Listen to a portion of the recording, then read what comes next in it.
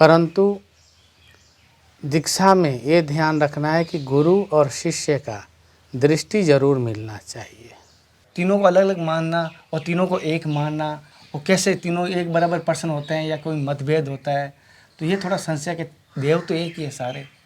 इसके लिए बहुत अच्छा प्रश्न है कि 3 देवता हैं, ब्रह्मा विष्णु महेश, तीनों को अलग और एक में कैसे किया जा सकता है।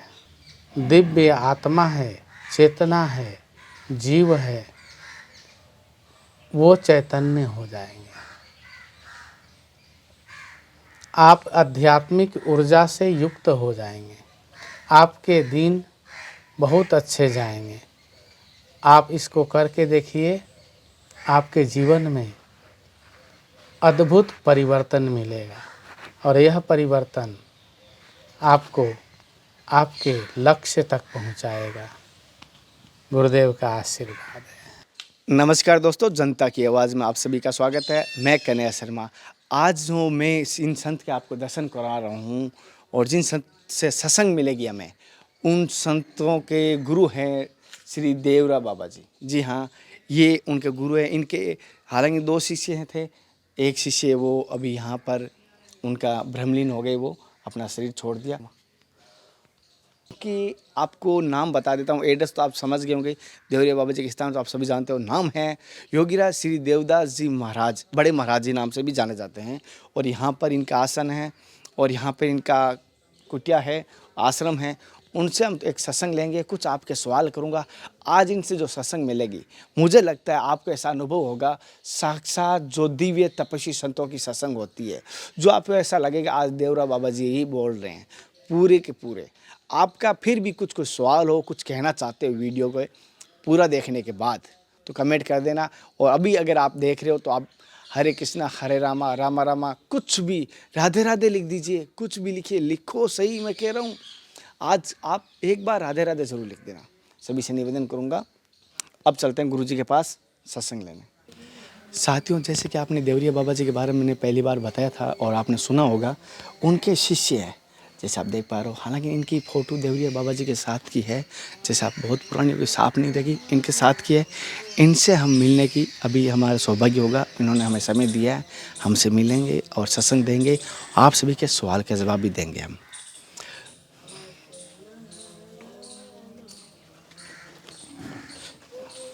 लेकिन धर्म की रक्षा के लिए मैं सभी से निवेदन जैसे कह रहा हूँ, 3 घरों में कभी खाली मत जाना। गुरु के घर, बहन के घर और देवता के मंदिर। और बाकी मैं पहले गुरु जी से आशीर्वाद लेता हूँ, उसके बाद गुरु जी मेरी तरफ से, मेरे देखने वाले सभी दर्शकों की तरफ से आपके चरणों में पहले दंडवत कोटि कोटि प्रणाम करता हूँ। गुरु जी, जैसे कि मैं एक चीज़ जानना चाहता हूँ कि सनातन धर्म की हम बार कहते हैं, हर बार कोई कहता है सनातन धर्म सनातन धर्म, तो तो पहले मैं ये जानना चाहता हूँ कि सनातन धर्म कहते किसको है, सनातन धर्म का सारांश क्या है। ओम देवराय दिगंबराय मंचासीनाय नमो नमः। सद्गुरुदेव भगवान की जय। सनातन धर्म, सनातन, सदैव, जो सदैव, सनातन, सदैव एक रस और नष्ट नहीं होने वाला जो धर्म है, वो सनातन धर्म है। और सनातन का मतलब ये भी होता है कि सदैव सभी को समभाव में लेकर चलने वाला सनातन धर्म है। बाबा ने सनातन धर्म के लिए उपदेश में बोला है कि बच्चा, सनातन एक संस्कृति है। जैसे हमारे समाज के अंदर अनेक संस्कृति है और अनेक प्रकार की जाति प्रजाति और अनेक तरह के धर्म हैं, जैसे हिंदू धर्म, मुस्लिम धर्म, ईसाई धर्म। तो इसी तरह से सनातन कभी धर्म हुआ करता था। सनातन में सिर्फ यही धर्म था कि सभी जीवों को समभाव में देखना ही सनातन का कर्तव्य था। और सनातन जो स्वयं को कष्ट में रह करके दूसरे के दुख को दूर करना, स्वयं को कष्ट झेल ले लेकिन दूसरे के दुख को दूर करे, उसका सनातन स्वरूप है। सनातन अर्थात सब में ईश्वर का दर्शन करना, यही सनातन धर्म का मुख्य दर्पण और उद्देश्य है। गुरुजी, एक चीज़ मैं जानना चाहता हूँ, हमारे माताओं का ज़्यादातर सवाल होता है कि आप संतों के पास जाता हूँ, संतों की सीरीज़ कर रहा हूँ, कि जैसे कि संतों ने भगवान को पाने के लिए संन्यास लिया है, क्या हम भगवान के दर्शन करना चाहते हैं, चाहे किसी भी देवता का, तो हमें क्या घर त्यागना जरूरी है? हम गृहस्थी जीवन में पालन करते हुए किस प्रकार हम भगवान को प्राप्त कर सकते हैं या भगवान के दर्शन कर सकते हैं? कौन सा मार्ग सही रहेगा? बहुत अच्छा प्रश्न है आपका कि हम गृहस्थ आश्रम में रह कर के ईश्वर को प्राप्त कर सकते हैं। बिल्कुल कर सकते हैं। अगर आप हमारे ऋषि मुनियों की परंपरा और उनकी सारी इतिहास देखें तो विरक्त महात्मा बहुत कम मिलेंगे। हमारे ऋषि मुनि जो हमारा गोत्र है, जितने भी मनुष्य हैं सबके गोत्र हैं। गोत्र कहाँ से उत्पन्न हुआ? किसी का सांडिल्य, किसी का कश्यप, किसी का भारद्वाज, किसी का जो है परशुराम, किसी का, तो ये सब कहाँ से आया? आप उन ऋषियों के संतान हैं, संतान से ही गोत्र बनता है। पितृ हैं वो आपके। तो आप समझ लीजिए कि ये ऋषि सभी गृहस्थ थे। सिर्फ सन्यासी साधु विरक्त हैं, वो अच्युत्य गोत्र, हम लोग अच्युत्य गोत्रीय हैं। क्यों? कि भगवान का कोई गोत्र नहीं है, वो अच्युत्य हैं, इसलिए उनके गोत्र को हम लोग मानते हैं। तो हम भगवान को अपना पिता मानते हैं, उनको अपना वंशज मानते हैं। ऐसे ही गृहस्थ आश्रम में ही शांतिपूर्वक भजन करने से भगवान की प्राप्ति होती है। गृहस्थ आश्रम सबसे श्रेष्ठ आश्रम है, सभी आश्रमों का जननी है वो। हम कहाँ से आए हैं? आकाश से तो टपके नहीं, कहीं ना कहीं गृहस्थ आश्रम से ही हम भी आए हैं। तो गृहस्थ आश्रम कितना महान आश्रम है। भगवान शंकराचार्य, भगवान रामानुजाचार्य, जिन्होंने सनातन में वैष्णव, शैव, शाक्त आदि धर्म की स्थापना की है, उनके मार्ग पे हम चलते हैं। वो भी गृहस्थ थे, वो भी गृहस्थ में ही जन्म लिए। तो गृहस्थ आश्रम सबसे श्रेष्ठ आश्रम है। घर का कार्य करने के बाद समय मिलता है तो नाम चिंतन करें, ध्यान करें, ईश्वर का स्मरण करें। आपका 10 मिनट का स्मरण और मेरा 2 घंटे का स्मरण दोनों बराबर है, क्योंकि आप समस्त कुटुंबियों को पालन करते हुए, सबका देख रेख करते हुए और उसके बाद थोड़ा समय निकालते हैं भगवान के लिए। रामायण जी में लिखा हुआ है, गृह कारज नाना जंजाला, ते अति दुर्गम शैल विशाला। विशाल पर्वत के समान है वो, उसमें भी थोड़ा भी समय निकाल लेना, यही आपके अच्छे संस्कार के लक्षण हैं।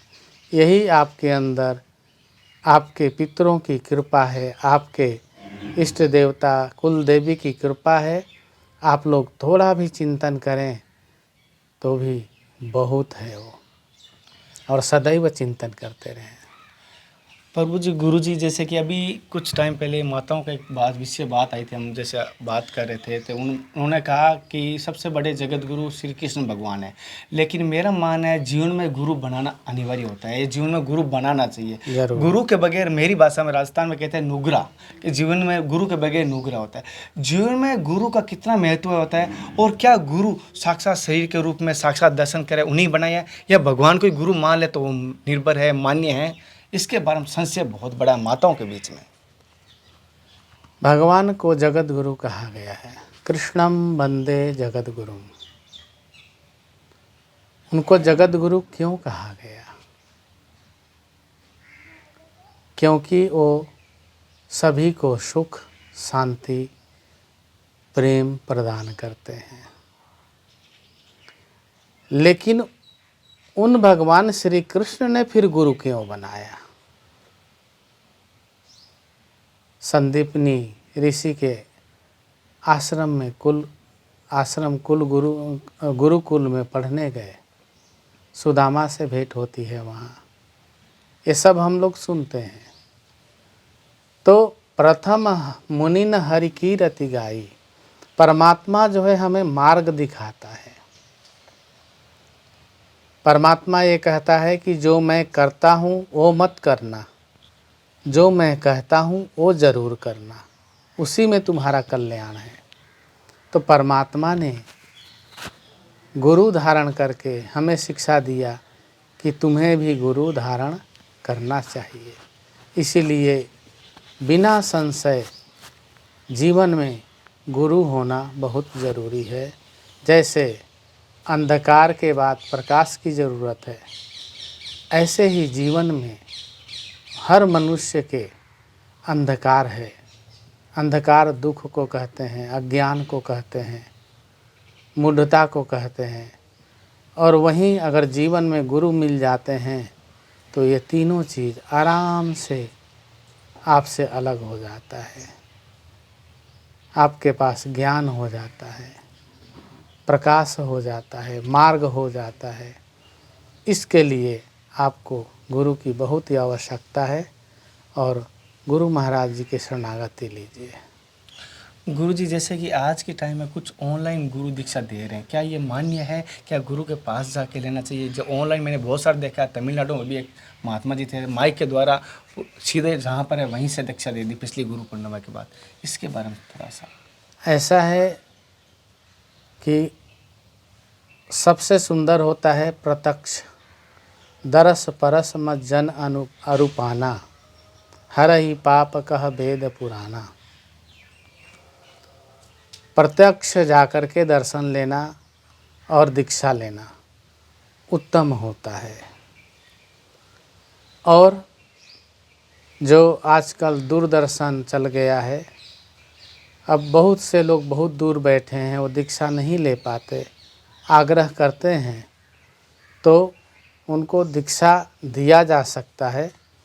परंतु दीक्षा में ये ध्यान रखना है कि गुरु और शिष्य का दृष्टि जरूर मिलना चाहिए, क्योंकि दृष्टि से ही दृष्टिपात होता है। और शब्द नाद को गुरु के द्वारा शिष्य सुने तो वही जाकर के हमारे हृदय में स्थापित होता है। जैसे बीज रोपण कहते हैं, बीज के लिए सुंदर ज़मीन होना चाहिए, और वो ज़मीन जब तक बीज सही नहीं लगेगी तो उपजेगा नहीं। हो प्रयत्न करे कि सन्मुख होकर के दीक्षा ले, और नहीं तो ये जो दूरभाष का, दूरदर्शन का है, उसमें आपको संतुष्टि पूरा तो नहीं मिलता, एक आपको राहत मिल जाती है कि हम एक मार्ग पकड़ लिए हैं। तो अब कल युग, कल मतलब कल पुर्जा इसका युग है, इसका लाभ ले सकते हैं, परंतु प्रत्यक्ष बहुत महत्व रखता है। गुरुजी, जैसे कि 3 देवों को सबसे बड़ा माना जाता है, ब्रह्मा विष्णु और महेश। तो जैसे कि कहा भी जाता है कि कुछ कहता है तीनों ही एक ही है। तो अब जैसे कि इनमें से ये संशय होता है कि तीनों में से कोई महादेव को मानता है, कोई विष्णु को मानता है, कोई ब्रह्मा को मानता है। क्या तीनों को अलग अलग मानना और तीनों को एक मानना, और कैसे तीनों एक बराबर पर्सन होते हैं या कोई मतभेद होता है? तो ये थोड़ा संशय कि देव तो एक ही है सारे। इसके लिए बहुत अच्छा प्रश्न है कि 3 देवता हैं, ब्रह्मा विष्णु महेश, तीनों को अलग और एक में कैसे किया जा सकता है? श्रद्धा और उपासना ये बहुत बड़ा विषय है। आपका श्रद्धा जिसमें हो वही उपासना आपके लिए सुखदायक होता है। अगर आपकी इच्छा है कि हम तीनों की शक्ति एक ही जगह एकत्रित कर दें, तो इसके लिए अकारश्च उकारश्च मकारो बिंदुसंगिकः स्थिरा मात्रा त्रिधा यत्र तत्र परम ज्योतिरोमितः। ओम के अंदर ये तीनों एकत्र हो जाते हैं। जब ये तीनों एकत्र हो जाते हैं तो त्रिधा शक्ति, और ये तीनों शक्ति जब एक जगह होते हैं तत्र परम ज्योतिरोमितः, वहाँ पे परम ज्योति ज्ञान, भक्ति, वैराग्य और धर्म, कर्म और मोक्ष, इस प्रकार से आप तीनों को एक जगह ओम में स्थापित करके ओम का चिंतन करिए। और नहीं तो आपकी श्रद्धा भक्ति अगर भगवान नारायण में है तो उनका उपासना करिए, शिव में है तो उनकी उपासना करिए, ब्रह्मा जी में है तो उनकी उपासना करिए। अलग कोई नहीं है। को बड़ छोट कहत अपराधु, किसी को बड़ा कहना छोटा कहना ये अपराध होता है। अपनी श्रद्धा के अनुसार भक्ति और प्रेम करना चाहिए। गुरुदेव का आशीर्वाद है। गुरुजी, जैसे कि आज के छोटे बच्चे हैं, उनके संस्कार के प्रति माता पिता का अहम कर्तव्य होता है। तो आज के बच्चों को माता पिता कहना है किस प्रकार हम संस्कार दें कि छोटे स्कूल के बच्चे हो चाहे कॉलेज के, जो वो धर्म की तरफ भी बढ़े, हमारे कुल का भी संस्कार की तरफ बढ़ें और अपने कार्य में प्रगति करें।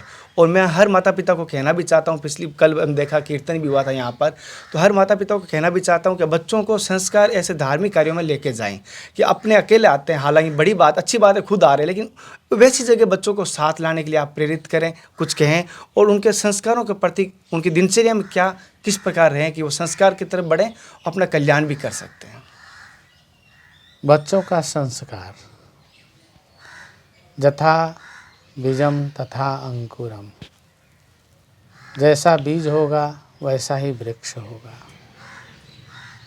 माता पिता धर्म के मार्ग में हैं तो बच्चे धर्मात्मा बनेंगे, परंतु धर्म उनके साथ चलना चाहिए। जब भी आप मंदिर जाएं तो बच्चों को लेके जाएं। कई बार बच्चे आपको परेशान करते हैं, वो तो घर में भी करते हैं, तो इसलिए प्रयत्न करिए कि जो आपका त्यौहार है, जो आपके विशेष कार्यक्रम है, उसमें बच्चों को साथ रखिए और अपने घर में एक विषय जो आध्यात्मिक है उसमें बच्चों को ज़रूर सम्मिलित करें। हर घर में आरती होती है, पूजा होती है, सेवा होती है। प्रयत्न करें कि वो अपने बच्चों के हाथ से करवाइए ताकि उनको जानकारी हो और उनको अभ्यास में रहे, तो वो बच्चे संस्कारी होंगे और धर्म के पथ पे चलने वाले बनेंगे। प्रयत्न करिए, सफलता मिलेगी। गुरुजी, जैसे मैं हर लास्ट में कहना चाहता हूँ कि गौ सेवा महान सेवा मानी जाती है, परम सेवा मानी जाती है। तो इन सभी दर्शकों को बताइए गौ सेवा में क्या क्या लाभ होते हैं गौ सेवा करने से, और एकमात्र मैं तो कहता हूँ रोटी भी दें वो भी गौ सेवा की होती है।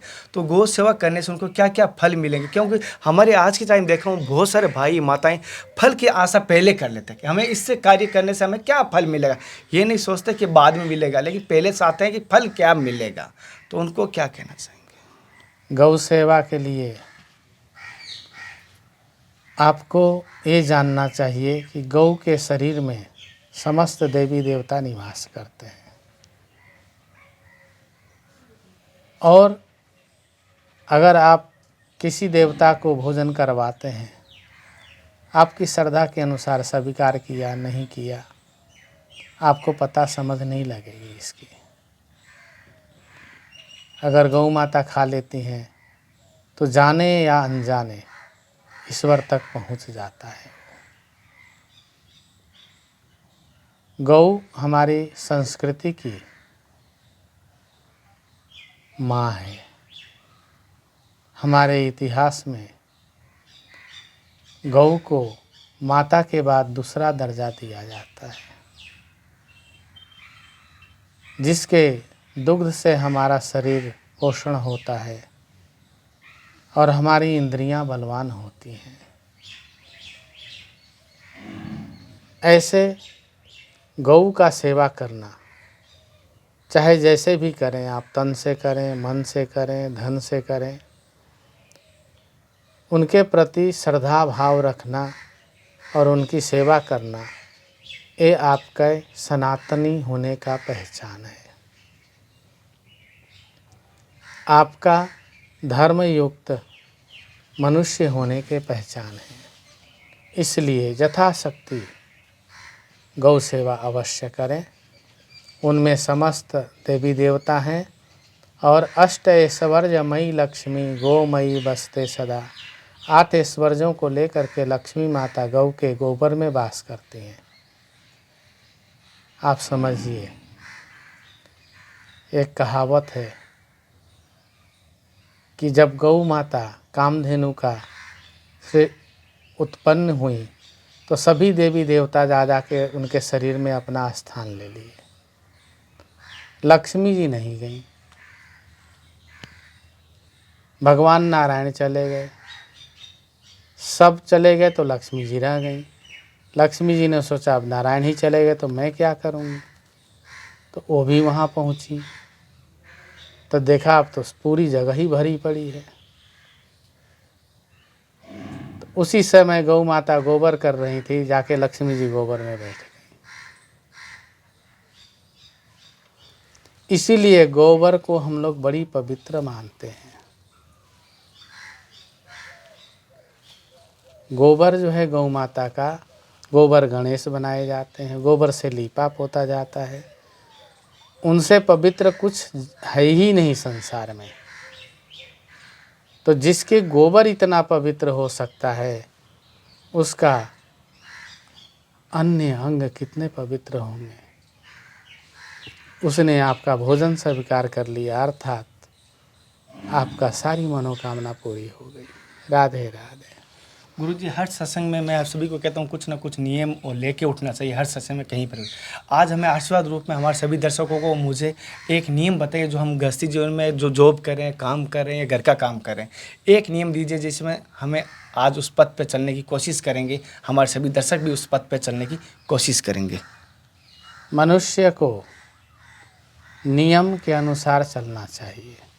नियमात सिद्ध्यते कर्मस्य, कर्मात् सिद्ध्यर्थे धर्मस्य। संसार में आप सभी काम करते हैं, जो नहीं करना वो भी करते हैं।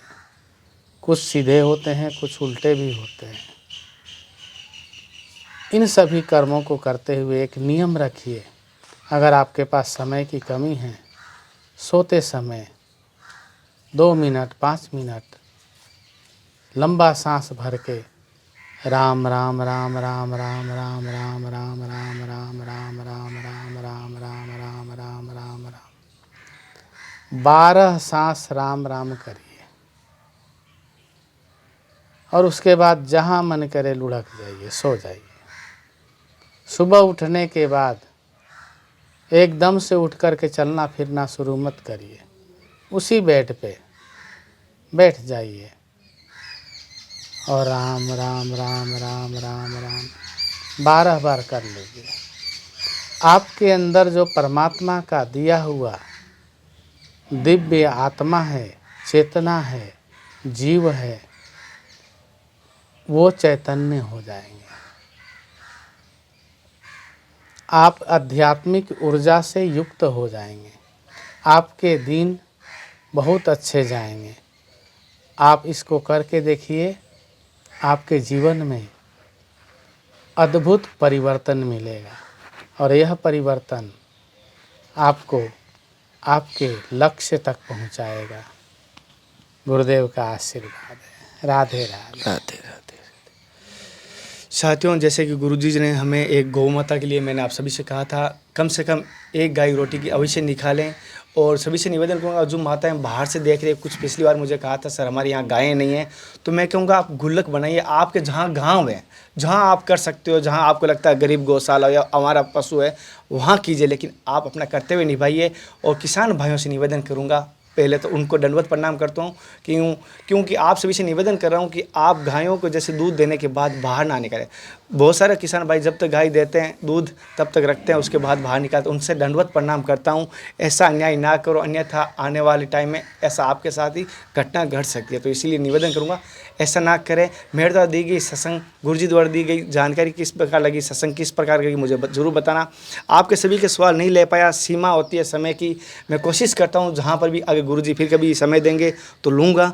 फिर मिलते हैं नए संत महात्मा के साथ। तब तक जय हिंद, वंदे मातरम, हरे राम हरे कृष्ण, हर हर महादेव, जय श्री कृष्ण, हर हर राम राम राम राम। राधे राधे। राधे राधे राधे। कोई भूल चूक की माफ़ी मांगू। गुरुदेव की असीम कृपा है। खूब खुश रहो, धर्म के कार्य कर लो। सवाल तो गुरुदेव तुम्हें शक्ति दें, हमेशा ऐसे ही बस धर्म के पथ पर चल सकूँ, और मुझे कुछ लोभ नहीं है। गुरुदेव का असीम कृपा है बेटा। प्रसाद दो। गुरुजी कभी ऐसी कोई सत्संग की इच्छा हो तो बिल्कुल सनातन धर्म के लिए, जीवन के लिए, क्यों? अज्ञानी है संसार में ना। हाँ, कोशिश रहती है कि बहुत सारे अभी जैसे सवाल उठाना, जैसे आपसे बात की तो तुरंत वो लिख लिया मैंने सवाल। राधे राधे। राधे। नाम है क्या?